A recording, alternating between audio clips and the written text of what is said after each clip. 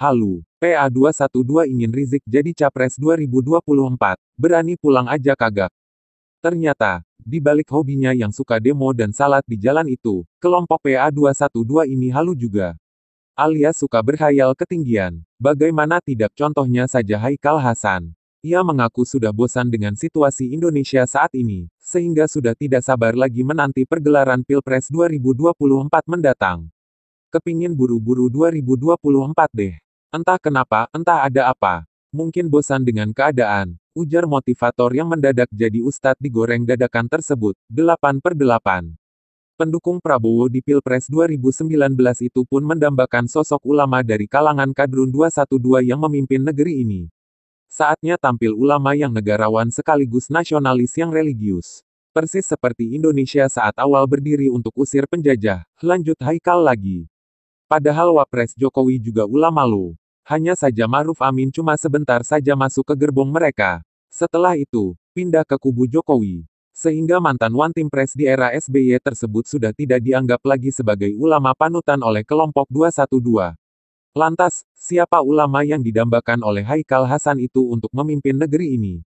Keinginan serta harapan tersebut dijawab oleh koleganya sendiri yang juga menjabat sebagai Ketua PA212, Slamet Ma'arif. Hal ini berawal dari pernyataan beberapa kader Gerindra yang menginginkan Prabowo kembali mencalonkan diri sebagai presiden di Pilpres 2024 mendatang. Tanpa tedeng aleng-aleng, PA212 langsung merespon pernyataan tersebut dengan mengatakan bahwa Prabowo sudah selesai. Bagi kami Prabowo sudah selesai. Masih banyak kader muda yang layak pimpin negeri ini ke depan. 2024 saatnya yang muda yang berkarya, ujar Slamet dengan nada serius, 9/8. Inti dari pernyataan Om Slamet itu adalah ia dan kelompoknya berharap agar Prabowo tidak mencalonkan diri lagi sebagai presiden di Pilpres 2024 mendatang, supaya capres yang didukungnya bisa maju dengan mulus. Lantas, kalau bukan Prabowo, siapa tokoh yang diharapkan Slamet untuk bisa bertarung di Pilpres 2024 itu? Ia mengatakan ada banyak tokoh muda yang lebih potensial memimpin negeri ini dibandingkan Ketua Umum Partai Gerindra itu. Di antaranya adalah Sandiaga Uno, Riza Patria, Anies Baswedan, Del. Banyak tokoh muda ada SSU, Sandiaga Salahuddin Uno, Wagub DKI, A. Riza Patria, Gubernur DKI, Anies Baswedan, A. Jim Uwais, Ustaz Abdul Somad, HRS, Habib Rizik Syihab, dan lain-lain, ungkap Slamet. Kok ngomongnya tokoh muda, tapi ada nama Rizik di sana. Emang Rizik itu anak milenial apa? Berdasarkan informasi yang penulis dapatkan dari laman Wikipedia, diketahui umurnya sudah 54 tahun. Emang usia 54 masih muda apa? Kakak, maksa banget. Nama Rizik yang dipaksakan jadi tokoh muda inilah yang menjadi jawaban dari pernyataan Haikal Hasan tersebut. Bahwa dia sebenarnya menginginkan Rizik yang maju di Pilpres 2024 mendatang. Serta terpilih jadi presiden seumur hidup. Tapi pertanyaannya, apakah mungkin si bibit ini bisa terpilih jadi presiden RI? Sedangkan, dia ngurus dirinya sendiri saja kagak becus. Lihat saja, karena gak punya perencanaan yang bagus, ia kena denda overstay oleh kerajaan Arab Saudi. Dan denda akibat keteledorannya itu pun tidak sedikit, yakni mencapai angka nyaris Rp setengah miliar. Kemudian, denda itu akan terus membengkak, karena sampai sekarang belum juga dibayarkan. Harap maklum, di Arab Saudi sana ia jadi pengangguran. Tidak pernah dapat order demo ataupun ngisi ceramah seperti di tanah air. Tidak pula ikut program kartu prakerja. Lagian juga, apakah mungkin si ex tersangka kasus chat enak bersama Firza Hussein memimpin negeri ini? Gak kebayang Indonesia dipimpin oleh orang yang gak berakhlak gitu.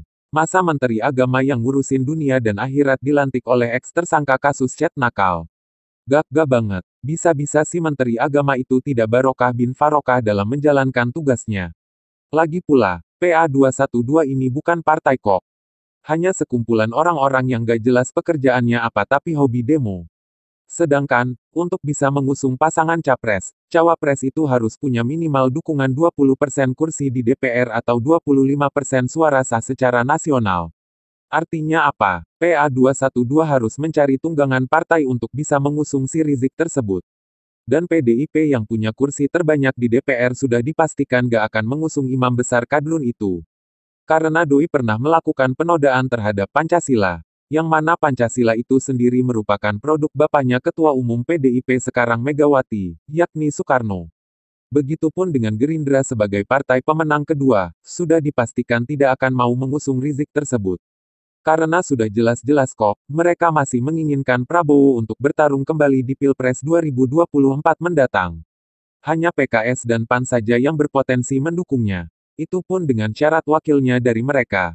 Tidak bisa Rizik yang jadi capres dan cawapresnya adalah Novel Bamukmin, yang sama-sama dari PA212.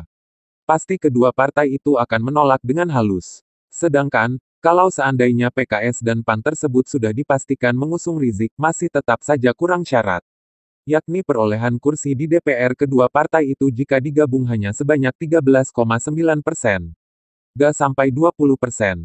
Masih perlu tambahan partai pendukung lagi. Jadi, dari sini saja sudah terlihat, kalau si Rizik dicalonkan sebagai presiden itu jauh dari kata memenuhi syarat. Alias tidak realistis. Memang ada kata pepatah mengatakan, tidak ada yang tidak mungkin. Tapi tidak mungkin juga orang Indonesia bisa menjadi presiden kalau tidak diusung oleh partai. Untuk itu, tidak berlebihan kalau keinginan Haikal Hasan dan Selamat Ma'arif agar Rizik jadi presiden itu adalah halu yang berlebihan.